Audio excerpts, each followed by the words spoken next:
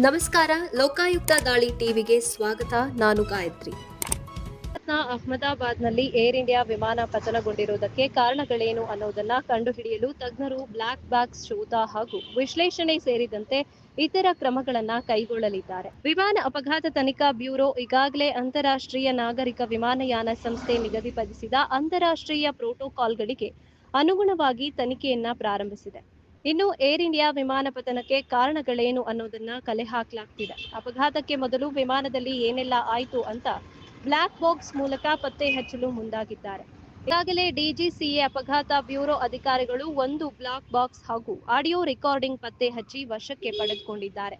ಮೂರನೇ ದಿನವಾದ ಇಂದು ಕೂಡ ವಿಮಾನದ ಮತ್ತೊಂದು ಬ್ಲಾಕ್ ಬಾಕ್ಸ್ಗಾಗಿ ಶೋಧ ಮುಂದುವರೆದಿದೆ.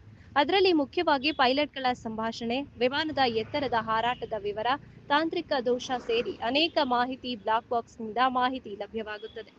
20ರ ಕೇರಳದ ಕೋಯಿಕೋಡ್ ಏರ್ಪೋರ್ಟ್ನಲ್ಲಿ ವಿಮಾನ ರನ್ವೇ ಇಂದ ಸ್ಕಿಡ್ ಆಗಿ ಅಪಘಾತವಾಗಿತ್ತು. ಆ ಅಪಘಾತಕ್ಕೆ ಪೈಲಟ್ ಮಾಡಿದ ಎಡವಟ್ಟು ಕಾರಣ ಎಂಬುದು ಬ್ಲಾಕ್ ಬಾಕ್ಸ್ ಪರಿಶೀಲನೆಯಿಂದ ಬಹಿರಂಗವಾಗಿತ್ತು. ಮೊನ್ನೆ ನಡೆದ ಏರ್ ಇಂಡಿಯಾ ದುರಂತಕ್ಕೂ ಮುನ್ನ ಪೈಲಟ್ ಎಡವಟ್ಟಾಯ್ತಾ, ತಾಂತ್ರಿಕ ದೋಷ ಉಂಟಾಯ್ತಾ ಅಥವಾ ಹಕ್ಕಿ ಡಿಕ್ಕಿ, ಇಂಜಿನ್ ವೈಫಲ್ಯ ಹೀಗೆ ಮುಂತಾದ ಮಾಹಿತಿಗಳು ಬ್ಲಾಕ್ ಬಾಕ್ಸ್ ಪರಿಶೀಲನೆಯಿಂದ ಸಿಗುತ್ತವೆ.